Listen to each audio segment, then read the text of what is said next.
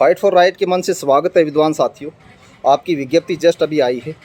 जो प्रश्न विशेष तौर पे एडिशनल डिग्री को लेकर के थे वो आज भी यथावत एज इट इज़ रखा गया है एक सस्पेंस के तौर पे।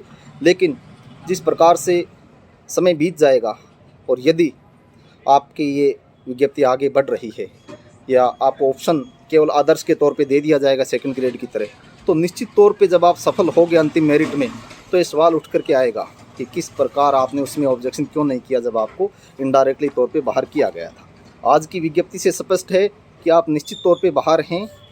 कहीं भी ये मेंशन नहीं किया गया है कि आप इन हैं। ज़रूर डेट जो आपने थोड़ा सा प्रयास किया कि अलग अलग दिनों में होना चाहिए, 3 सब्जेक्ट में आप एलिजिबल थे और 3 सब्जेक्ट के अकॉर्डिंग अलग अलग सब्जेक्ट वाइज डेट रखी गई है। लेकिन बहुत बड़ा प्रश्न, चूँकि अब की बार जो एडिशनल मैटर है अपने आप में वास्तविक मुद्दा है।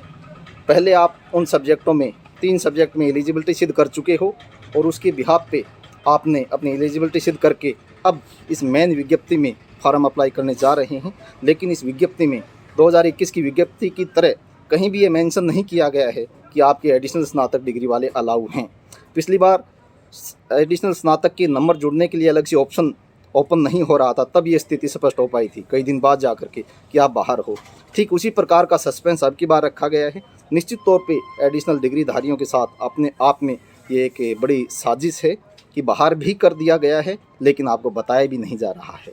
जो साथी आज के दिन में जो लीगल सिचुएशन है उनको सचेत होना चाहिए, अपनी लीगल लड़ाई लड़नी चाहिए, अपने राइट के लिए फाइट कर लेनी चाहिए। अन्यथा बाद में जब आप पेपर भी देंगे, फॉर्म भी यदि अदर सब्जेक्ट के ऑप्शन में जाके भर भी दिया, तो जो विज्ञप्ति का ये बिंदु जो कह रहा है कि ऑप्शनल सब्जेक्ट या उसके समतुल्य होना चाहिए, उस बिंदु पे आपके सामने सवाल खड़ा करेंगी एजेंसियां और आपको बाहर का रास्ता दिखा दिया जाएगा।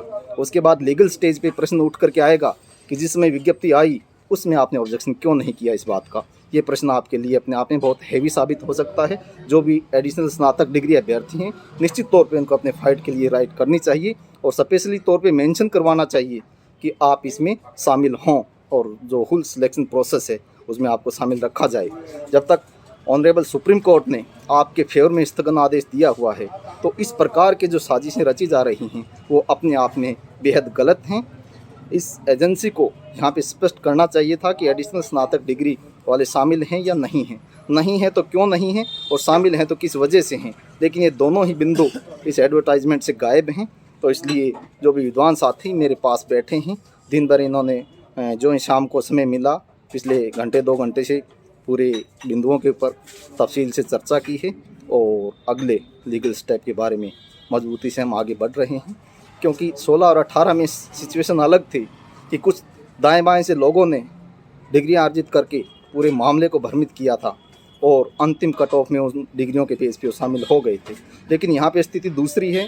पहले आपने अपनी पारंगतता, अपनी पात्रता सिद्ध की है रीट में, उससे पहले आपने अपने इस डिग्री का पूरी तरीके से मेहनत करके इसको प्राप्त किया है और उसके बाद अब आप मुख्य विषय के तौर पे इस परीक्षा में शामिल होने जा रहे हैं। आपने तैयारियां की हैं, इसके लिए आप फीस भी आप अदा कर रहे हो, आपको अलग से एग्ज़ाम का भी अवसर मिल रहा है। लेकिन यदि इस बिंदु के साथ आपको बाहर कर दिया जाएगा कि आप ऑलरेडी बाहर थे, क्योंकि जो पीछे मीटिंग हुई थी उच्च अधिकारियों की, उन्होंने स्पष्ट किया है प्रमोशन के मैटर पे भी कि विभाग एक स्टैंड ले चुका है कि इनको बाहर रखा जाएगा। तो कोई भी विद्वान साथी इस मुगालते में, इस धोखे में ना रहे कि वो एलिजिबल हैं या उनको मान लिया गया है या कहीं मेंशन नहीं किया गया है। आपको इस बिंदु का ध्यान रखना है कि आपको कहीं शामिल भी नहीं किया गया है। और ये आज प्रॉपर स्टेज पे यदि आप अपने राइट के लिए फ़ाइट नहीं कर पाओगे तो हो सकता है आगे के लिए प्रश्न आपके लिए समय दोबारा ना लौट करके आए। तो जितने भी विद्वान साथी मेरे पास पहुंचे हैं सभी आप एडिशनल स्नातक डिग्रीधारी और आपने रीट में भी पास किया है और मुख्य विषय के तौर पे आप अच्छे नंबर प्राप्त करके अपने आप को साबित करना चाह रहे हो कि आपका नंबर आए इस भर्ती में।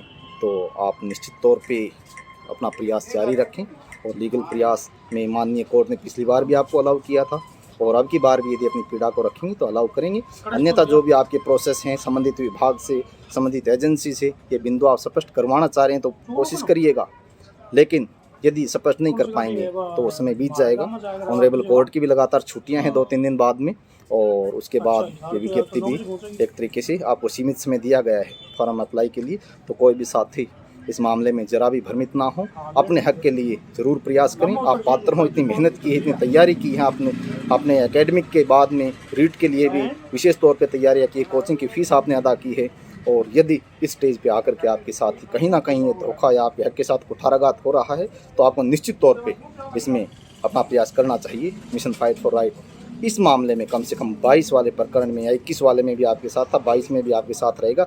16-18 मुद्दा कुछ गड़बड़ था, कुछ कमियां थी, उसकी बजाय की बार आपके लीगल बिंदु भी बेहद मजबूत हैं, और आपने जो विद्वान साथियों ने अपने फैक्ट्स जोड़े हैं, यूजीसी के जो गाइडलाइन और प्रोसेस को भी ये लाए हैं आगे बढ़ करके। इसके अलावा विभिन्न यूनिवर्सिटी के सिलेबस को इन्होंने अपने मेहनत करके आरटीआई ले करके यूनिवर्सिटी के एकेडमिक काउंसिल वगैरह के जो ऑर्डिनेंस है उनके भी जो प्रूफ लाए हैं, वो अपने आप में एक नए बिंदु हैं आपके लिए लीगली तौर पे। इसके अलावा क्योंकि आप 10+2+3+1 और उसके साथ साथ आपने जो रीट और रीट के साथ आप मूल एग्जाम आप उस विषय से देने जा रहे हो, तो आपकी एलिजिबिलिटी में, आपकी पारंगतता में, आपकी योग्यता में किसी प्रकार का सवाल अब शेष नहीं रह जाता है, क्योंकि जो पढ़ा है वही इस टेस्ट को पार किया है, इस क्वालिफिकेशन टेस्ट को, और मेरिट में भी वही आएगा जिसने उस विषय विशेष को पढ़ा है। उस विषय विशेष के ज़्यादा से ज़्यादा नंबर या ज़्यादा से ज़्यादा प्रश्न इसमें पूछे जा रहे हैं, तो आपकी पात्रता के ऊपर किसी प्रकार का सवाल नहीं है।